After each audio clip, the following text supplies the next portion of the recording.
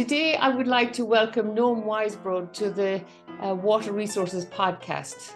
Noam is Dean of Desert Research Institute at Ben Gurion University in the Negev. And his research focuses on contaminant hydrology. But today we're going to talk about general water resource issues in Israel.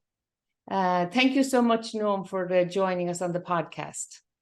Thank you, Bridget. It's really great to be here. And Noam and I have known each other for over a couple of decades through a mutual friend, Ronit Nativ, who was Noam's supervisor and who was a postdoc when I first came to Texas. Ronit was an incredible person and a great teacher and colleague, and we miss her dearly. Yeah, I couldn't agree more. Ronit was an amazing person. Unfortunately, she's not with us for more than 10 years. And I guess that the reason that I am a hydrology professor is mostly because of her, because that wasn't my plan. But she kind of pushed me, and you could not say no to Ronit, if you remember. I mean, it wasn't an option. Anyway, I miss her a lot and think about her a lot when I have my students now and leading my institutes and my departments. And yeah, we definitely miss Ronit a lot. Yeah, she did incredible research here in Texas for the radioactive waste disposal sites and characterizing the water resources in the Ogallala aquifer. And I think she was tough. But she provided everything to optimize, so you had no excuses not to perform well with Ronit. Okay. So thank you so much, Noam. Maybe first you can describe a little bit about your institute and the Desert Research Institute and the size and what you cover and things like that and where it's located. That would be great. Okay, I'll try to do it very shortly because it will be it can be a separate podcast. I assume. Anyway, the Jacob Blaschstein Institute for Desert Research is located in the Sde Boker campus of the Ben Gurion University of the Negev. The main campus of the university is located in the city of Beersheba, and we are located about an hour drive south from the city of Beersheba, really in the heart of the Ramat Negev region. The campus has three institutes under the umbrella of the Desert Research Institutes. One is the Zuckerberg Institute for Water Research, where I'm coming from, that is dealing with different aspects of water technologies, water research, water engineering, and so on and so forth. The second institute is dealing with biotechnology and agriculture of dry land.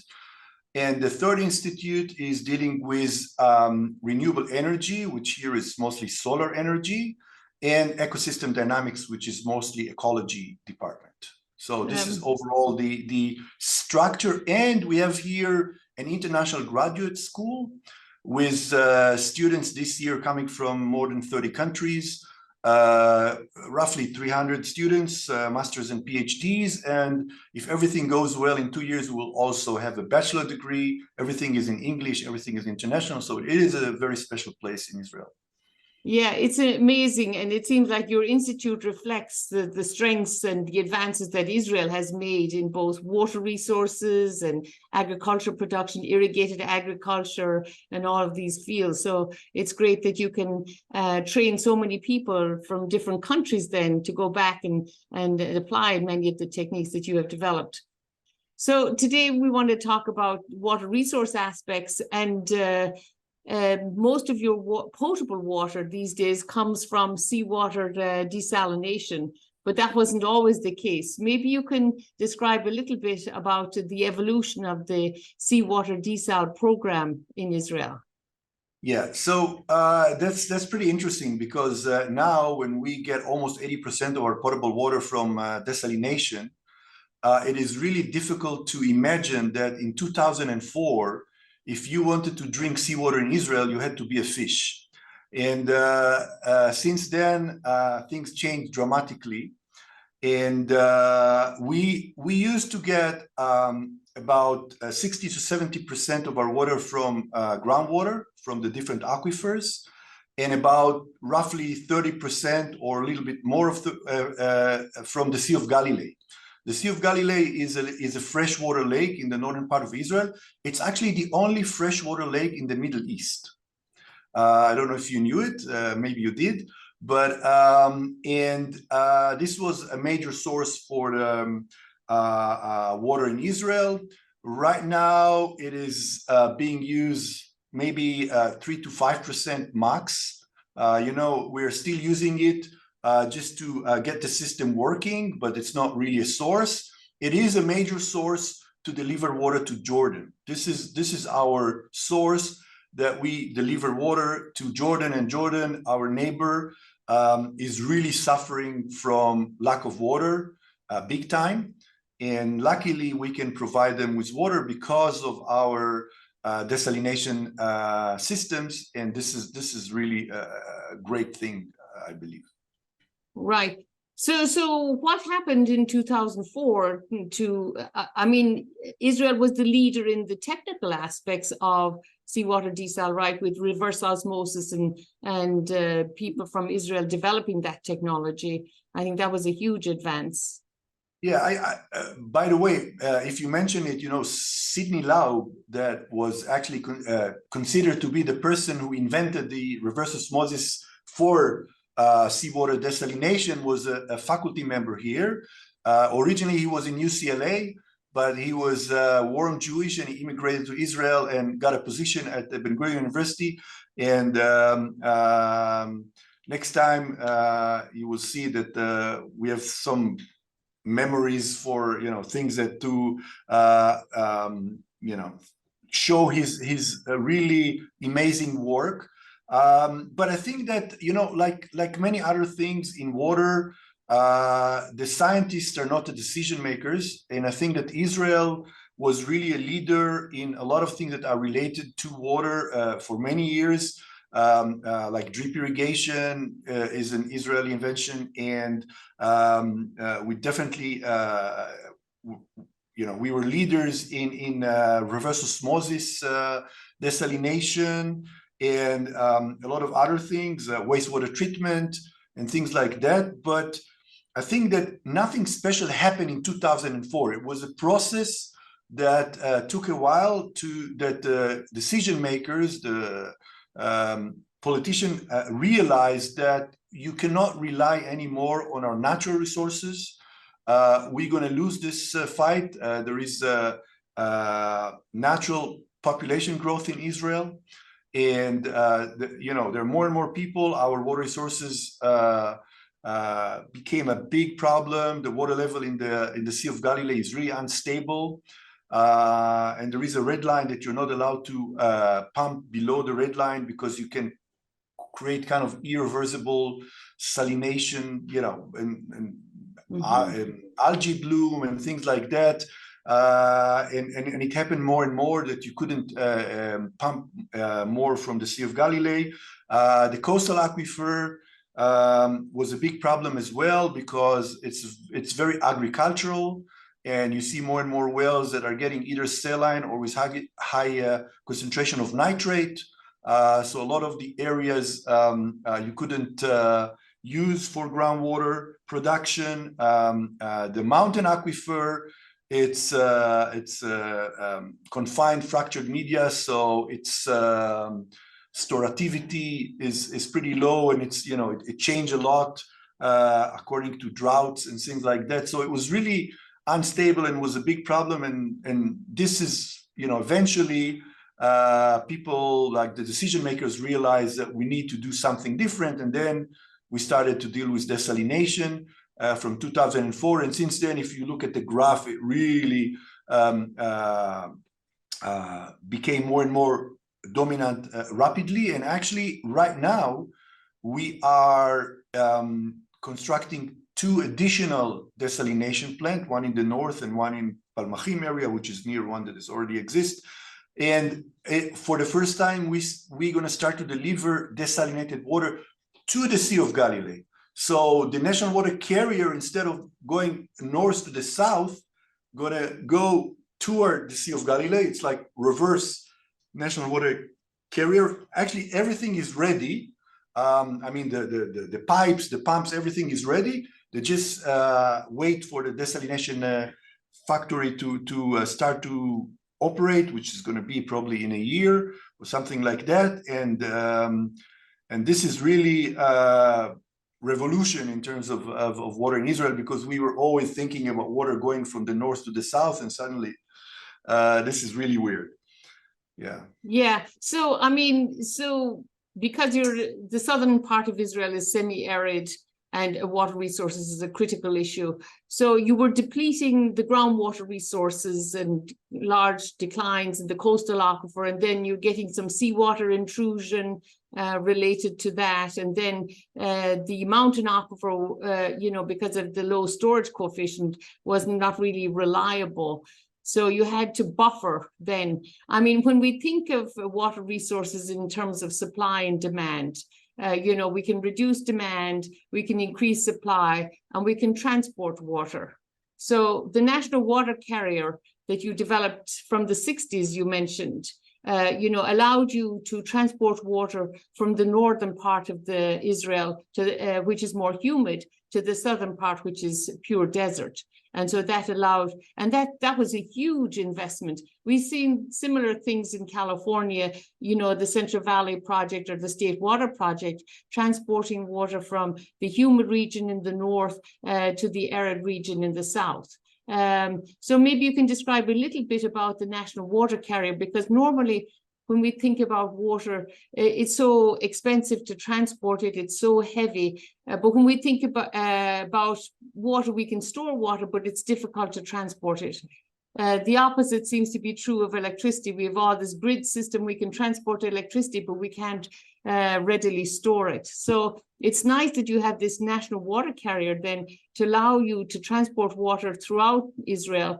And maybe you can describe that a little bit, Noam. Yeah. Okay. So first of all, as you mentioned, there was a huge project. It was the largest construction project in Israel for many years, in the 60s of the previous century. And this was the vision of David Ben Gurion, our first prime minister, who was really an amazing guy. I mean, his vision was, you know, it's like Jules Verne, kind of.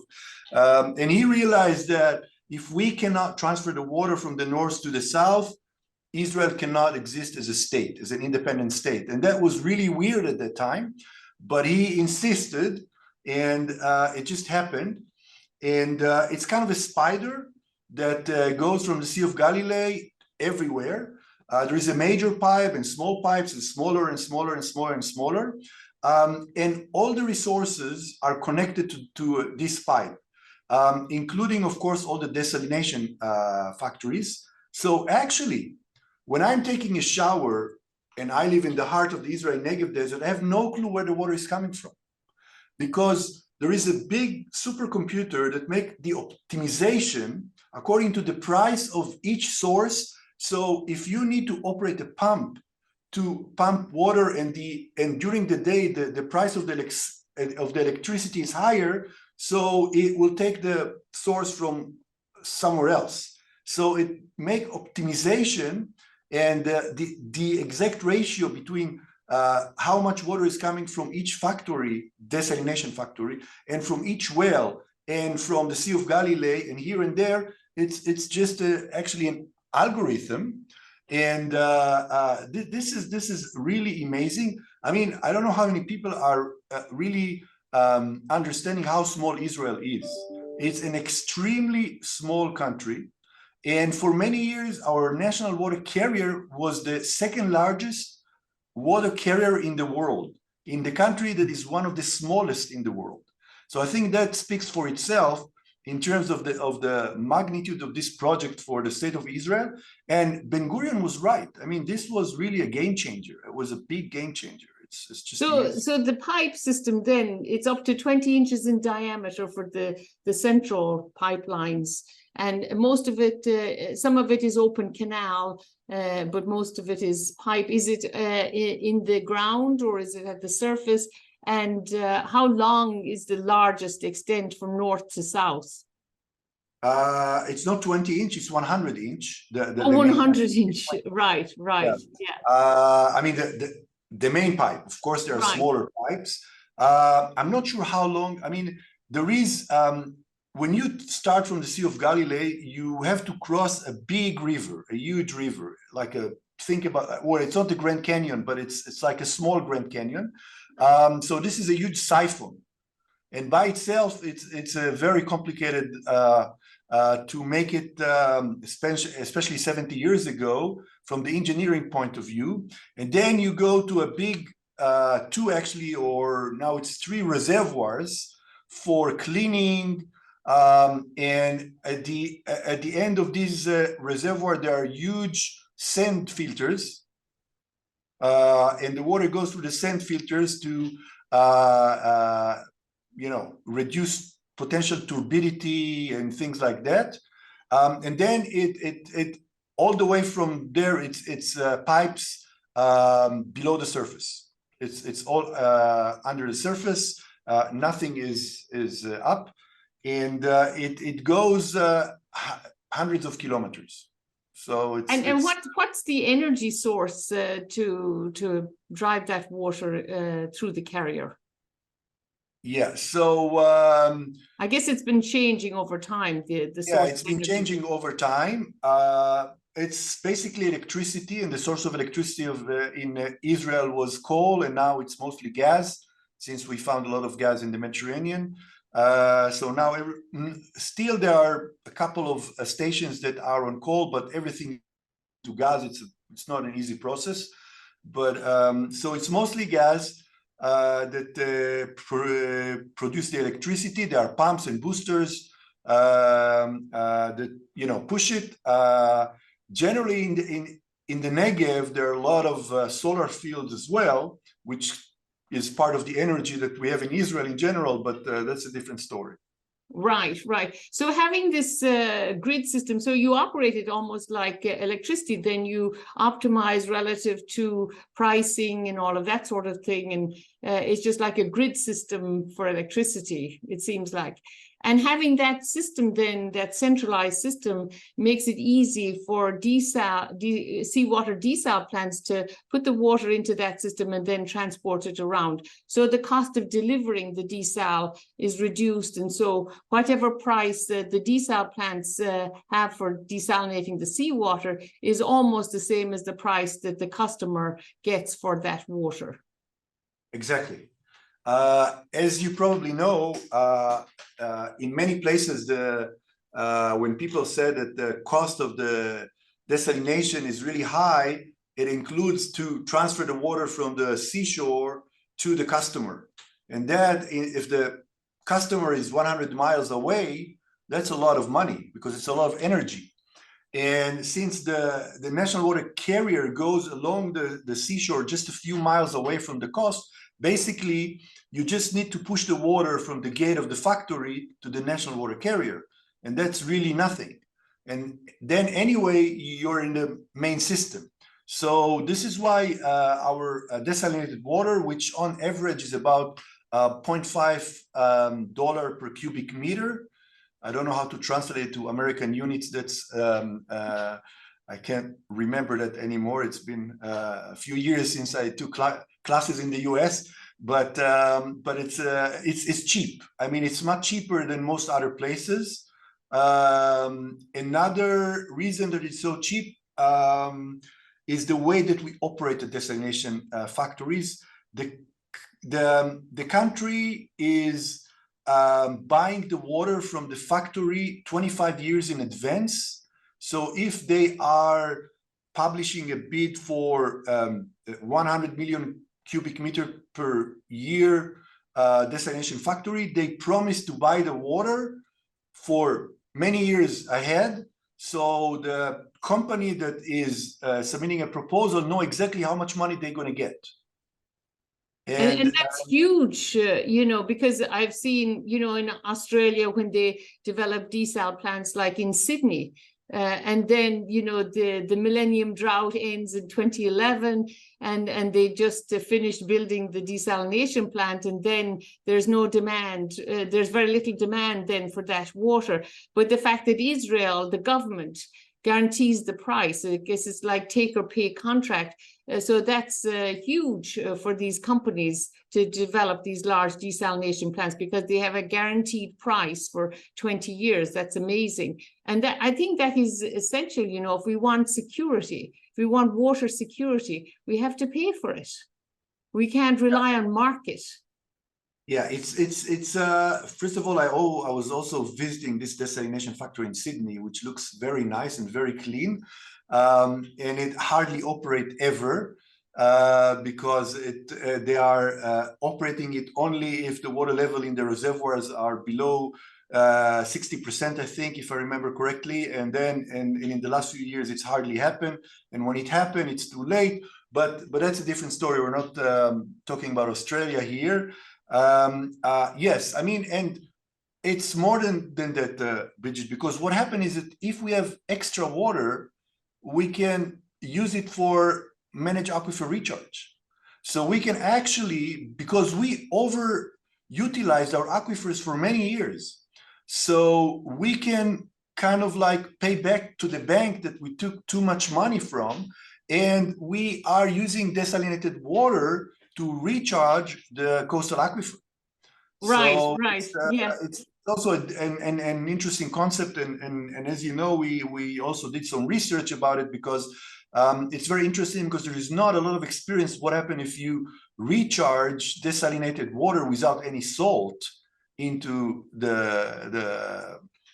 into the sediments. So it's an interesting, scientifically very interesting question by itself, but again, that's a different story. Right. So, I mean, that's a huge subsurface reservoir then created by depleting the aquifer. So when people talk about sustainable management of water resources, I think we can see that, maybe we have depleted many aquifers in the past, and now maybe we have this subsurface reservoir that we can put excess surface water, desalinated seawater, other things back into them through this managed aquifer recharge. So do you use mostly spreading basins to recharge the aquifer, so that water has time to equilibrate with the soil before it moves into the aquifer? Or do you use wells in aquifer storage and recovery type system to get the water back into the coastal aquifer? What's the main approach that's used in Israel? Yeah, so we are using one of the problems in Israel is that, as I mentioned, it's a highly populated country, very small country, and it's very difficult to find large areas for managed aquifer, like let's call it classical managed aquifer recharge through basins, slowly percolate through the Veto zone and all that. So we do have it, but not enough. So we do use some wells as well, like injection wells. But I think there is a lot of thinking and a lot of efforts to increase recharge, for example, from abundant small mines that used to excavate limestone and right, quarries and stuff that you were using. Yeah, different type of sand quarries and things like that. It's very sensitive, like you have to make sure that you're not making any damage to the environment, and there are a lot of issues that you're very well aware of, but this is the direction. And also, conceptually, until a few years ago, people always thought that using very expensive desalinated water for recharge makes no sense. So it's also kind of a mindset to think, okay, I mean, water is a commodity, and it's expensive, and it's a limited commodity. And yes, it worth money. You know that in many countries, people are still not paying for water. They say, what's the difference between air and water? Why we're not paying for air and we should pay for water? So this, of course, not. I mean, it's mostly in developing countries, but the concept of using expensive desalinated water for recharge is still something that people are digesting.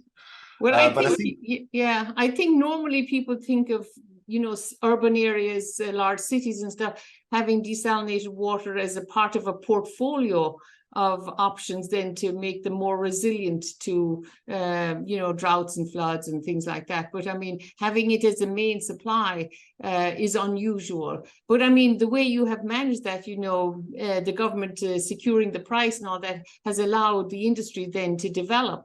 I recall initially maybe there weren't options to manage it all or to use all of it, and so some of it was used for irrigated agriculture, it seems like, early on, or maybe I don't remember that correctly. But so you're going to use it for something, and it takes a while to develop the supply and demand aspects.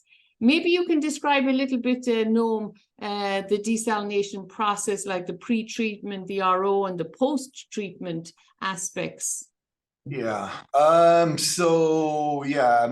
guessing that you don't want to make it really like a course about desalination, but as you mentioned accurately, there is first an intake from the ocean or from the Mediterranean Sea. In our case, it's not the open ocean.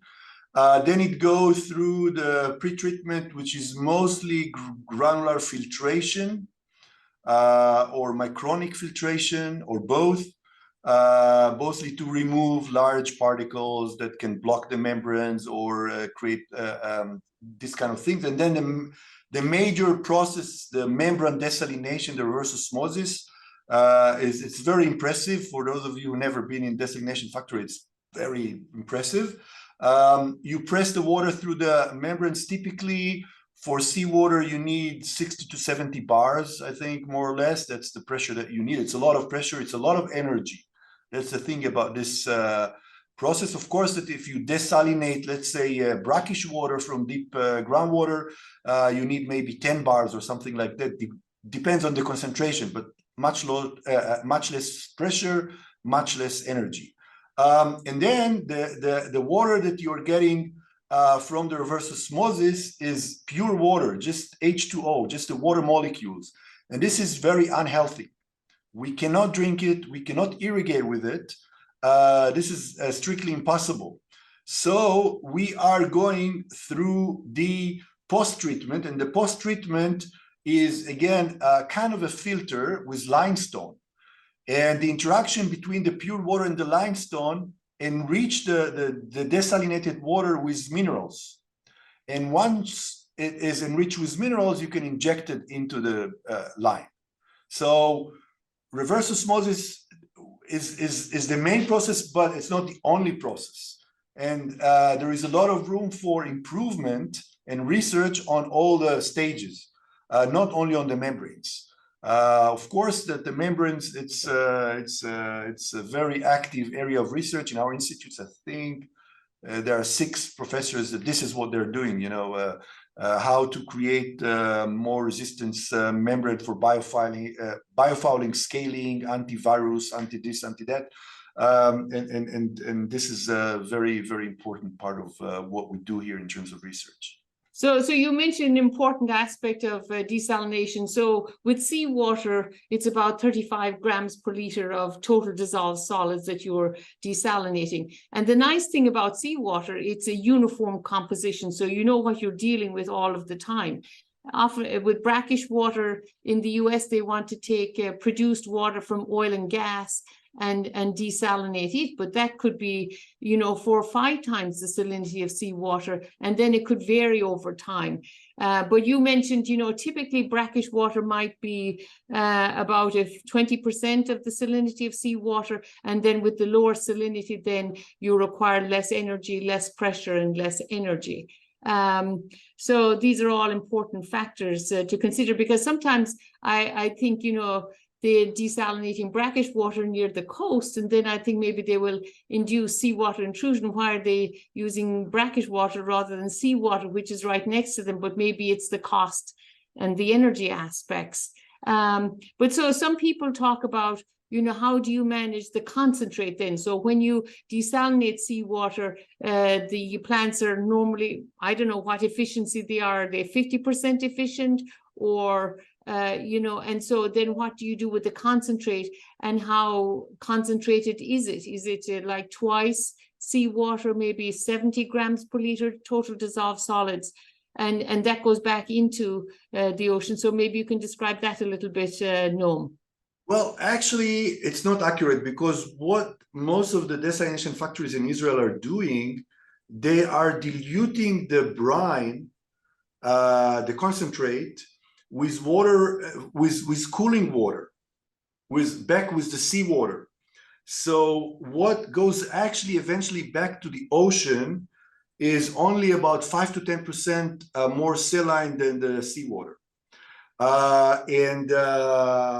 So it's up to 45 grams per liter instead of 30 something. So this is what they do apparently. So they're, because you have to use a lot of water for cooling, and for cooling you also use seawater. So you just mix the concentrate with the cooling water and discharge it back to the ocean, I call it. I mean, to the Mediterranean Sea. So it's not as extreme as if you discharge the brackish, the concentrate as is. So this is the method that they are using to minimize the impact or the potential impact on the aquatic environment. And so the discharge pipes, then they're porous pipes that extend far out into the sea, and you want to separate those from the inlet pipes. Is that correct? Or so that you won't be just pulling in that. Yeah. So since the salinity is not that different, maybe that's not a big issue. Well, I think that there are now 3 of the 5, if I'm not mistaken. I think in Palmachim, in Sorek, and maybe in Ashdod, if I'm not mistaken, they have what they call diffuser system. So the water that is discharged back to the Mediterranean Sea is not discharging directly. There is a long pipe of a few miles that distribute the water around. So the area of impact is much larger, but then the actual impact is much smaller because it's separate, it's distributed on much larger area. Wow. So this is the way they're doing it. Right. Yeah. Yeah. And I know energy is not your bag, it's not your main research area. But so over time, then when Israel was developing their natural gas offshore, then I presume they've built natural gas combined cycle plants. And so then that now has replaced some of the coal plants. And so most of the energy source then is natural gas for these desalination plants. Yeah, definitely. And again, I'm not signing on the numbers, but as far as I remember, it's about 12% of the overall energy consumption of Israel is desalination, 12%. And then you mentioned Jordan, and how you work together with Jordan. So I understood that Jordan is developing maybe more solar plants to provide energy to Israel, and then Israel would provide desalinated water back to Jordan. Is that a new program that's developing, or?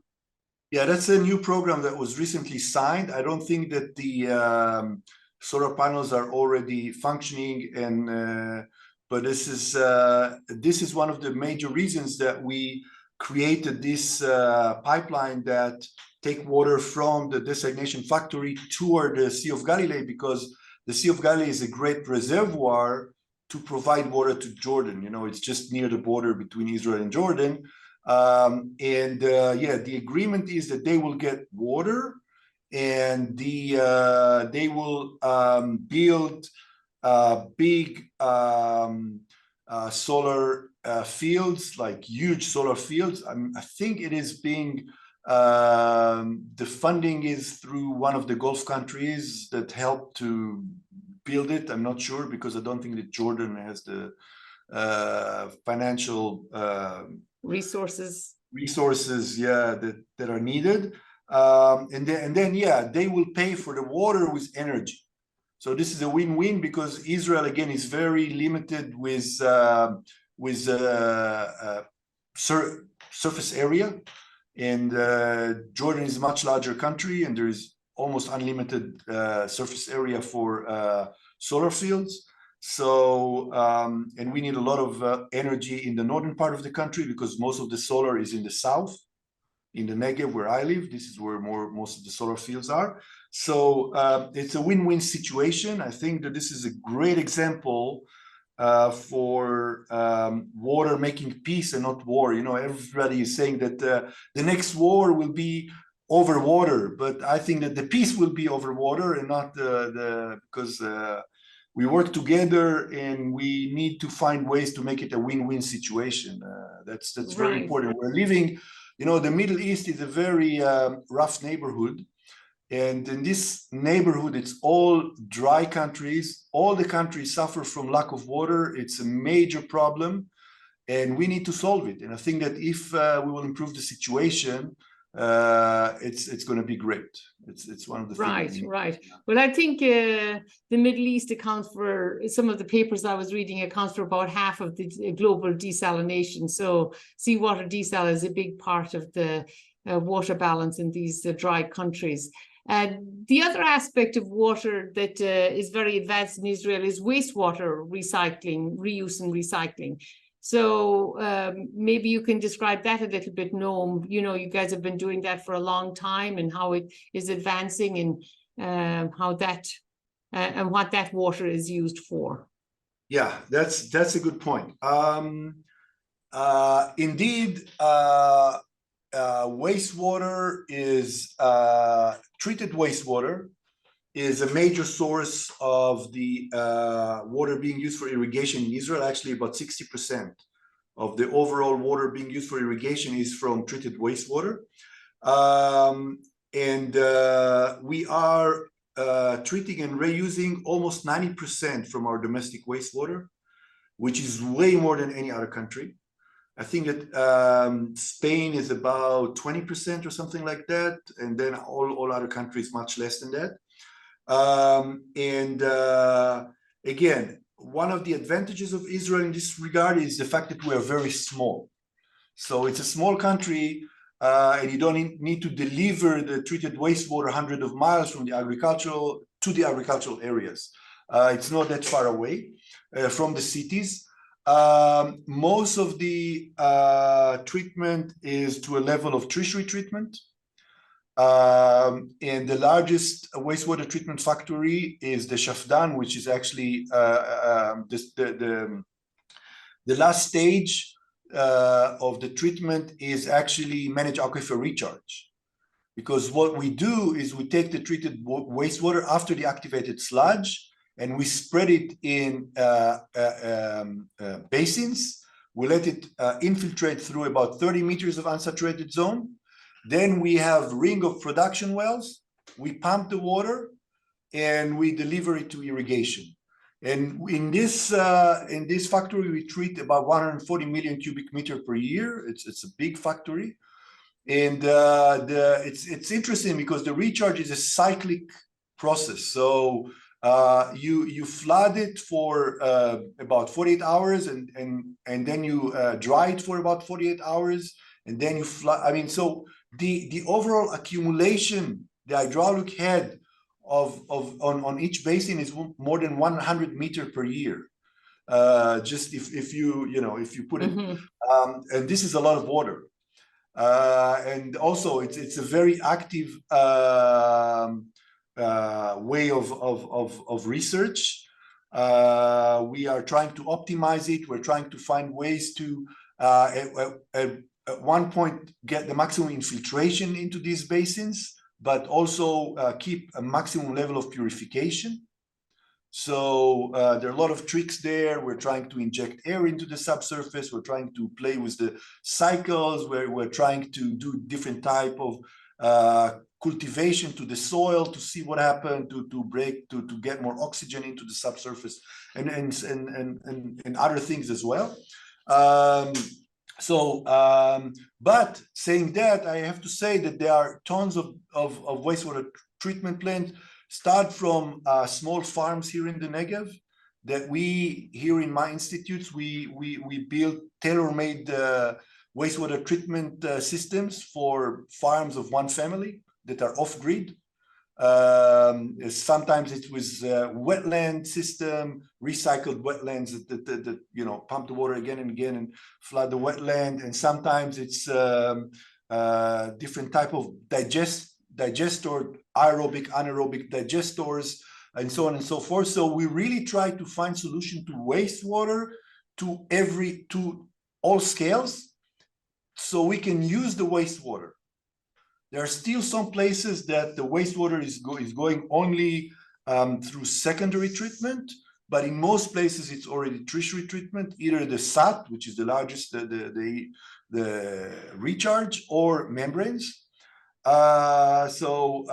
This was again a big changer for Israel in terms of because most of the water, as you know, and I think everybody that is listening to this podcast know, 75 to 80% of the water is actually for food production, roughly. I mean, every state is a different story, every country, but if we say globally, 70-80% is for food production. So if we can save water on agriculture, this is huge. I mean, this is the main reason that we are using water, the major need. So yeah, now of course, that in Israel you see always black pipes and purple pipes, because the wastewater, it's a different system. It's all in purple pipes.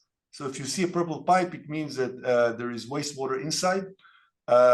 We're not allowed to drink wastewater, even if the quality is great. So we don't have the Orange County direct potable reuse. Yeah. So this is the Ministry of Health is not doesn't want to take the responsibility. Let's put it this way. But it's definitely great water for unlimited irrigation, and we can export the produce to Europe, to the United States, because it's really high quality water. Right. It's just amazing how you combine everything and close the loops, So treating and reusing the wastewater is a really nice example, I think, of this circular economy and closing the loop. And I was just talking with Bill Alley recently from the National Groundwater Association.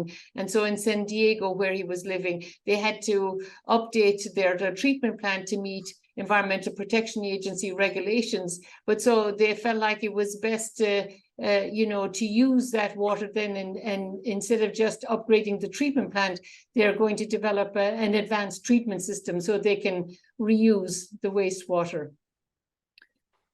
So these are really important things. And then, of course, that gets to, what you just mentioned about we use most of our water in food production.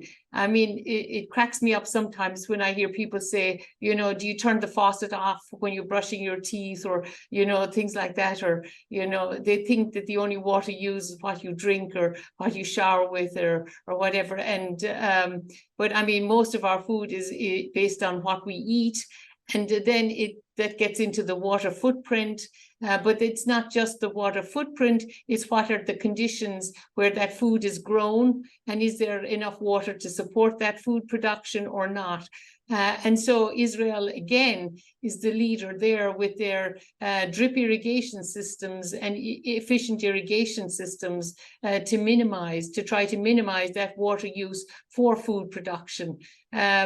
Maybe you can describe that a little bit, Noam. And then if you have a very efficient system, it's difficult for me to imagine, if it's extremely efficient, like we have in the over the Ogallala, for in some places, then you can build up salt. And so how do you manage the salt in the soil? Do you flush it occasionally, or how do you manage that aspect? Yeah, so first of all, as you mentioned, in Israel, more crop per land unit and more crop per drop. These are two key sentences that we are really trying hard to remember. And actually, we don't have any other option, because the water is a very limited and expensive commodity, and we have to treat it very carefully. And land is even worse because it's a small country. So this is why Israel is really, as you mentioned, leader in terms of agri-related technologies to increase the efficiencies. It can be fertigation, and it can be irrigation, and it can be a lot of things. I think that actually I've seen the Israeli companies all over the world because I'm traveling a lot for work and I see them often. So it's not Israel only anymore. I mean, they're working really all over the world. Obviously, in Israel, I mean, it's so obvious that I feel, you know, I'm not even saying it, but I mean, you won't see here any furrow irrigation or something that is very common in large parts of the United States. We won't talk about the United States and why people are still irrigating that way. That's a different podcast, I guess. But obviously, it's not only science. It's based on other limitations and the reasons why the decision makers are making their decisions.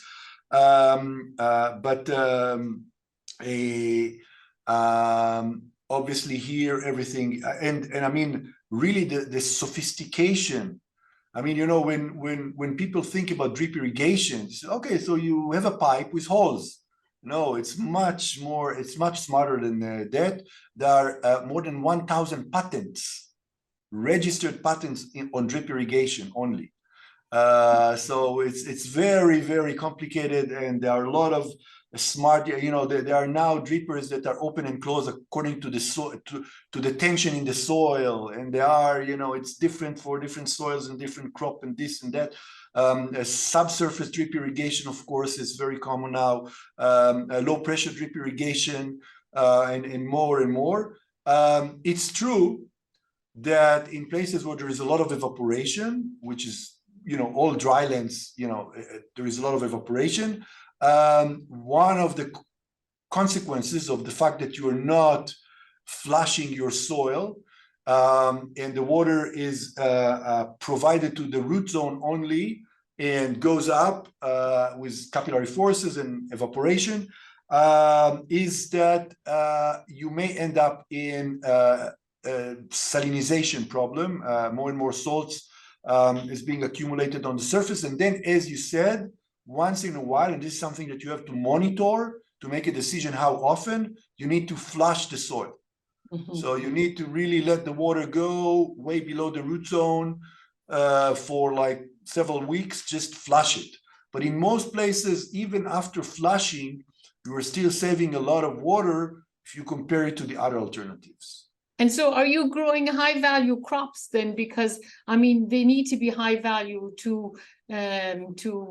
with the cost of providing the water and the irrigation systems and the computer systems that the farmers have to operate to manage. So it seemed like maybe Israel is mostly growing high value crops then for their own use and also, I guess, for export to Europe. Yeah, exactly, and it's both the cost and the land. I mean, we are not exactly Texas, and you know, land is extremely expensive here, so you cannot grow too much wheat in Israel or cotton or things like that. It just doesn't make sense. So these things, cotton is not food, but still, so we are importing most of our grains. Very little is being produced in or grown in Israel, and most of the farmers are, you know, growing cash crop. I mean, and right, a lot of vegetables and other things. Fruits, berries, a lot of Yeah. Right. And it's funny, Noam, that you mentioned, you know, furrow irrigation stuff. So actually it's coming back into vogue because they're using it in California in the winter when they have excess surface water. So they call it flood managed aquifer recharge in these nut tree areas like almonds and other things. And they find that it doesn't negatively impact the trees. And so it's actually being used to recharge the aquifer. So inefficient surface water can actually recharge groundwater. And so they're recognizing that more. And so when they have excess surface water in wet years, like when they have atmospheric rivers or other things, then they're using that to recharge the groundwater. But they don't call it furrow irrigation. They call it flood managed aquifer recharge. So I mean, I'm actually not really involved, but one of our new faculty member that was my PhD student did his postdoc in UC Davis exactly on that. So I was there. We had a BARD proposal funded together. So I was there, and I've seen that. Yeah, it's very interesting concept. Right, yeah. So there are a lot of different ways to adapt, and you know, we've been talking for almost an hour, and I would like to maybe just try to summarize, I guess. Israel is just amazing, and as you indicate, you mentioned many times, it's a small country, so you can do different things, but it's amazing what they have accomplished. I mean, building that pipeline system, the national water carrier, which you know, California did in the mid last century too. I don't think we would build those today. I don't know, you know, the cost and everything is just amazing what they accomplished doing that. And that centralized carrier then allows you to transport water all over the country. Then the advances in desalination and wastewater, and then the agreement with Jordan, and energy and water trade-offs, and using water for peace. It's really amazing what you guys are accomplishing. And then with your institute, you know, training people, and now developing this bachelor's program, so that these people can go back to other countries and apply these advances. So what do you think, what's your outlook for the future? I mean, are you optimistic, you know, about water resources in Israel, and then what you guys can contribute through your institute to other regions? Well, first of all, I think you summarized things much better than I could. So good job, Bridget. Yeah, I mean, first of all, I think that in Israel, I think that the future in terms of water, and I'm not talking about other things now, is pretty good. I mean, I think that we will be stable. One of the important things about desalination is that you pretty much disconnect yourself from climate instability, because you don't, I mean, you care if it's rainy year or if it's, you know, dry or drought and this, but, you know, the Mediterranean is there, and, you know, the water level change can be a few centimeters. It's not a big deal. And since 80% of our water is from desalination, you know, we are pretty safe. I wouldn't say we don't care about climate change, but it's less of an impact in terms of our water resources. So this is a very important aspect as well. It's not only additional source, it's a source that is independent of climate instability. So I think it's very good.